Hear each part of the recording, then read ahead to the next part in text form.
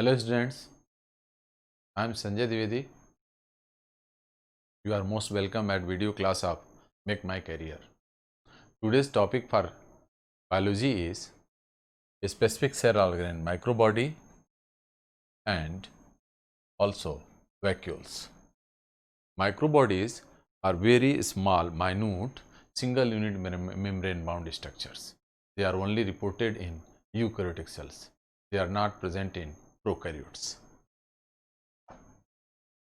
The use of term microbody term का use सब जगह नहीं किया जा सकता। कोई पहला तो ये लिखा है कि ये स्मॉल माइन्यूट स्ट्रक्चर होते हैं 0.15 to 0.3 माइक्रोन के साइज के जो स्ट्रक्चर होते हैं उन्हीं को हम माइक्रोबॉडी कहते हैं। ये सिंगल यूनिट मेम्ब्रेन बाउंड होते हैं। तीसरी इनकी पहचान है the use of term microbody is restricted for those which contains enzyme catalase and flavin oxidase. ऐसे स्ट्रक्चर्स जो माइन्यूट हों, इस साइज के रेंज में हों, सिंगल यूनिट मेम्ब्रेन बाउंड हों और जिनके अंदर कैटेलेज या फ्लेविन ऑक्सीडेज एंजाइम हो, उन्हीं को हम माइक्रोबॉडी कहते हैं। इन केस ऑफ एनिमल के केस में microbody contain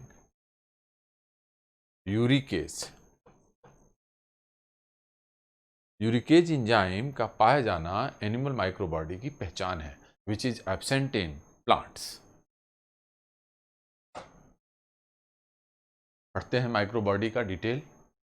they are small, yes small, range हमने बताया 0.15 to 0.3 माइक्रोन, इसी रेंज में होंगे।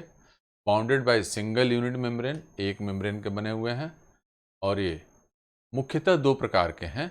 वैसे एक और प्रकार है इनका, उसको हम लोग स्फेरोसोम्स कहते हैं। पहले के बारे में पढ़ते हैं।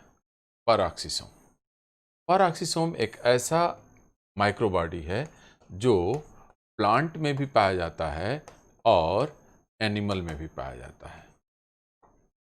प्लांट में यह साइट ऑफ फोटो रेस्पायरेशन है। एनिमल में it is site of peroxide metabolism है। परऑक्साइड मेटाबॉलिज्म एनिमल में पराक्सीसोम में होती है। प्लांट में फोटो रेस्पिरेशन या C2 साइकिल या ग्लाइकोलेट मेटाबॉलिज्म पराक्सीसोम में होती है। It is the only microbody which is found in both plant as well as animals. They are discovered by Tolbert. इसकी खोज टॉलबॉट के द्वारा की गई थी। They are 0.5 micrometer in diameter and are surrounded by single unit membrane. This membrane contains a number of peroxisome specific proteins which are concerned with transport of substances in and out of matrix of peroxisome. Mutation of gene coding for peroxisome membrane transporter causes X-linked adrenoleukodystrophy. इसमें होता क्या है, oxidation of very long chain of fatty acid इस defective हो जाती है और इसकी वजह से इसको हम लोग ज़ोएलबर्ग सिंड्रोम भी कहते हैं। They contain peroxide producing enzymes. उनके एंजाइम के नाम लिखें। Urate oxidase, also called as uricosomes. Peroxisome को यूरिकोसोम इस वजह से नाम दिया गया था क्योंकि उसके अंदर यूरेट ऑक्सीडेज है। D amino acid oxidase, alpha and beta hydroxy acid oxidase, peroxide destroying enzymes and catalase. Catalase form 40% of total peroxisome. Catalase peroxisome में पाया जाने वाला सर्वाधिक मात्रा का एंजाइम है, जबकि peroxisome में पाया जाने वाला सबसे कम। Catalase and peroxidase are largest and smallest enzyme found in peroxisome. ये याद रखना है, peroxisome में सर्वाधिक मात्रा का एंजाइम कैटेलेज है और सबसे कम मात्रा का एंजाइम परऑक्सीडेज है। एग्जाम में आपसे गलती क्या होगी कि आपने ऑर्गेनेल का नाम सुना परऑक्सीसोम, एंजाइम का नाम सुना परऑक्सीडेज, आप सोचते हैं कि परऑक्सीसोम में सर्वाधिक मात्रा में परऑक्सीडेज है, जबकि उल्टा है। परऑक्सीसोम में वह एंजाइम जो सबसे कम मात्रा की है वो परऑक्सीडेज है, जो सर्वाधिक मात्रा की है वो कैटालेज है। Catalase degrades H2O2। कैटालेज का काम है टॉक्सिक H2O2 को H2O प्लस हाफ O2 में कन्वर्ट कर देना। इस तरह से H2O2 को डिटॉक्सिफाई परऑक्सीसोम करता है with the help of enzyme catalase. Catalase acts as safety valve for dealing with large amount of H2O2 generated by peroxisome। Peroxisome के अंदर जो H2O2 बनता है उसको डिटॉक्सिफाई कराने वाले एंजाइम कैटालेज है। The production of super oxide anion in mitochondria cytosol is regulated by enzyme superoxide diestomase। ये भी पेरोक्सिसोम का एंजाइम है। Peroxides and free radicals, for example superion O2 minus, are related with aging. Superion is related with aging which is found inside peroxisome. In animals, peroxisomes take part in oxidation of number of chemicals including extra amino acid, toxins, alcohol consumed by a person is 50% of alcohol consumed by a person is detoxified by peroxisome inside liver cell। Alcoholic लोगों में 50% जो alcohol consumption है वो peroxisome, liver cells की peroxisome में ही detoxify किया जाता है। And lipid metabolism, beta oxidation of fatty acid.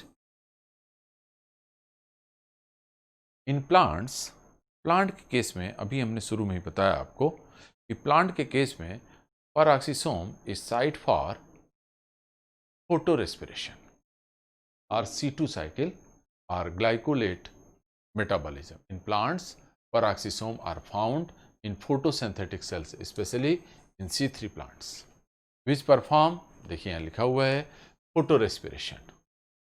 They are associated with chloroplast and mitochondria. Photorespiration की साइट peroxisome है। Photorespiration involves 3 cell organelles: chloroplast, peroxisome and mitochondria, and pick up glycolate from chloroplast and oxidize it with the help of oxygen to produce glyoxylate. Glyoxylate is changed to amino acid glycine which condense to produce amino acid serine and carbon dioxide in mitochondria। अब याद रखना आपको कि glycine और serine amino acid का निर्माण किस process में होता है। आपका आंसर है C2 साइकिल या फोटोरेस्पिरेशन में होता है। एक दूसरा माइक्रोबॉडी है which is found only in plants, यानी एब्सेंट इन एनिमल्स। ये एनिमल में एब्सेंट होता है, प्लांट में ही सिर्फ पाया जाता है, जबकि पेरोक्सिसोम प्लांट और एनिमल दोनों पाया जाता था। They were observed by Breidenbach and Beevers. कहाँ? In germinating castor seed. Castor bean fatty seed है, कैस्टर सीड एक फैटी सीड है। फैटी सीड में ग्लाइऑक्सिसोम एबंडेंटली प्रेजेंट होते हैं। They are bounded by single unit membrane. ये भी single unit, जो भी माइक्रोबॉडी के कैरेक्टर हैं वो ग्लाइऑक्सिसोम के कैरेक्टर होंगे। And have enzymes of beta oxidation. Beta oxidation जिसका end product acetyl coenzyme A है। यहाँ याद क्या रखना है आपको हमारी तरफ से, बीटा ऑक्सीडेशन का प्रोसेस ग्लाइऑक्सिसोम में चलता है, जिसका एंड प्रोडक्ट ग्लाइऑक्सिसोम में सक्सिनिक एसिड है। Succinate is the end product of beta oxidation inside glyoxysome which is not further metabolized। ग्लाइऑक्सिसोम में बीटा ऑक्सीडेशन चलने पर सक्सिनेट बनता है, जिसका फर्दर मेटाबोलाइजेशन ग्लाइऑक्सिसोम में नहीं होता। Glyoxylate pathway conversion of fat to sucrose. इसको आप समझिए, ग्लाइऑक्सिसोम में ग्लाइऑक्सिलेट मेटाबॉलिज्म चलती है, परऑक्सिसोम में glycolate metabolism.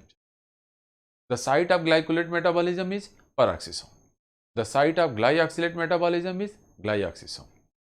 What involves glyoxylate metabolism? It involves gluconeogenesis.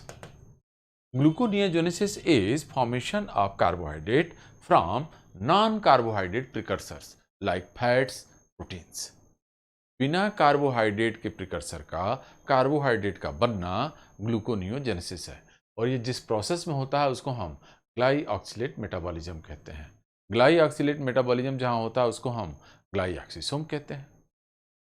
They are found only in plant cells, particularly in the cells of germinating fatty seeds, for example castor, groundnut, cumbers, and disappear after germination.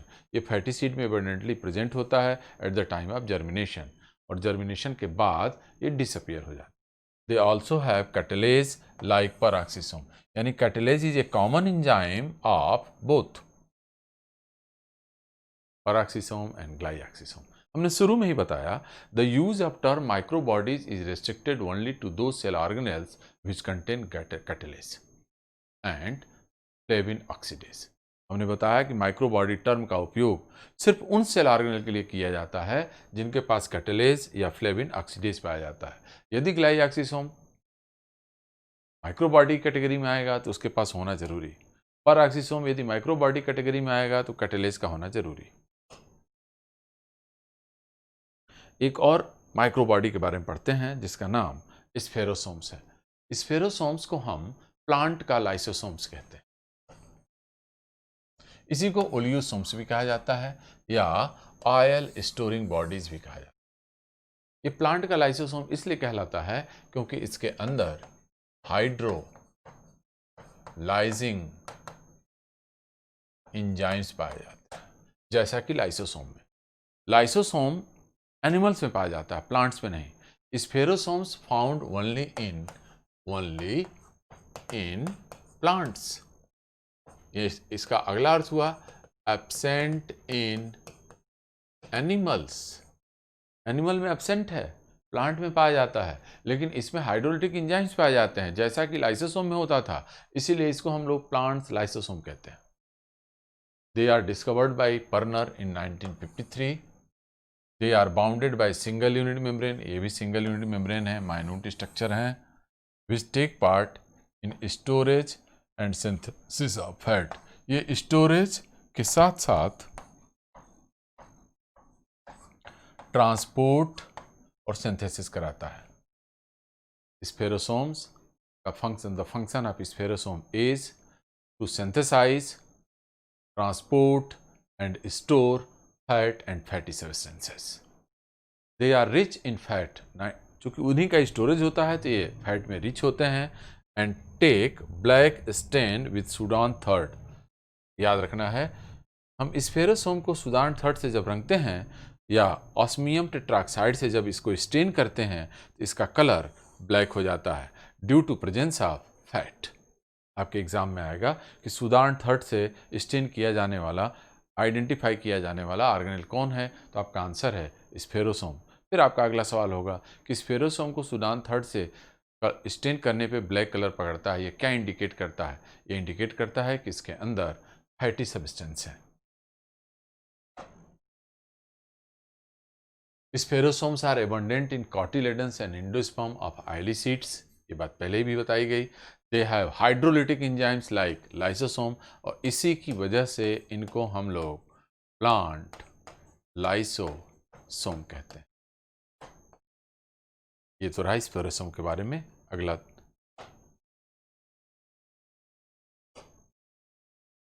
जो organelle तो नहीं है लेकिन उसको हम organelle पढ़ने के last में इसको रखे हुए हैं बताने के लिए आपको, इनको हम वैक्यूल कहते हैं। वैक्यूल क्या है पहले समझ लीजिए। यह एक सेल है, ये सेल की प्लाज्मा मेम्ब्रेन है, सेल के अंदर का जो फ्लूइड और living material that is protoplasm, यह सेल का न्यूक्लियस है। बाहर वाले प्रोटोप्लाज्म को हम साइटोप्लाज्म नाम देते हैं, और जहां पे यह साइटोप्लाज्म एब्सेंट होगा वह वैकेंट प्लेस कहलाएगा, वह वैकेंट प्लेस कहलाएगा वैक्यूल। वैक्यूल का मतलब है कि प्रोटोप्लाज्म का वैकेंट प्लेस है, और प्रोटोप्लाज्म के द्वारा जो मार्जिन बनाई जाती है वही वैक्यूल की कवरिंग हो जाएगी, और वह कवरिंग प्लाज्मा मेम्ब्रेन की तरह ही होती है, और उसका विशेष नाम है tonoplast. They are non cytoplasmic fluid filled lifeless sacs. इसके अंदर प्रोटोप्लाज्म नहीं है, इसलिए इसको हम लोग लाइफलेस कहते हैं, which are separated from cytoplasm by a single unit membrane, and that specific membrane is named as tonoplast. Tonoplast is thinnest, इसकी थिकनेस मात्र 40 एंगस्ट्रॉम होती है, जबकि यूनिट मेम्ब्रेन की थिकनेस 75 एंगस्ट्रॉम थी। वैक्यूल्स अराइजेस फ्रॉम, इनकी ओरिजिन इंडोप्लाज्मिक रेटिकुलम से होती है। जो सब वैक्यूल्स होते हैं उसमें फ्लूइड फील्ड रहता है, includes water, the main component is water, dissolved inorganic and organic substances called cell sap। जो फ्लूइड वैक्यूल के अंदर होता है उसको हम सेल सैप कहते हैं, या जो फ्लूइड टोनोप्लास्ट की मेम्ब्रेन से घिरा रहता है उसको सेल सैप कहते हैं। Cell sap is mainly consist of water and dissolved inorganic and organic minerals. Sap vacuoles maintain, इनका काम है ऑस्मोटिक प्रेशर को मेंटेन रखना। Cell sap is slightly acidic and hypertonic. Potassium ion is most common element in cell sap. Initially, vacuole neutral होते हैं, उसके बाद इनका नेचर एल्केलाइन हो जाता है, और finally on maturity they become acidic. ये बात याद रखेंगे, initially vacuoles are neutral and then it becomes alkaline, and on maturity they are acidic in nature. Sap vacuoles are storehouse of ergastic substances। जो ergastic substance हैं, waste deposit हैं, वो vacuole में इकट्ठा होते हैं। That's why vacuoles are regarded as waste deposit bin or box। कूड़ा करकट दान सेल का वैक्यूल कहलाता है। मुख्यतः प्लांट में होते हैं क्योंकि प्लांट में स्क्रीटरी सिस्टम नहीं है। In fleshy plant, these vacuoles store organic acids। इसके अलावा वैक्यूल में जानिए कि एक डहेलिया का प्लांट है जिसके रूट सेल्स में इनुलिन का स्टोरेज वैक्यूल्स में होता है। यह एक इंपॉर्टेंट घटना है क्योंकि वैक्यूल में कोई यूजफुल चीज नहीं रखी जाती, कबाड़ रखा जाता है। इनुलिन पॉलीमर है, पॉलीमर of fructose है, which is found stored in root cells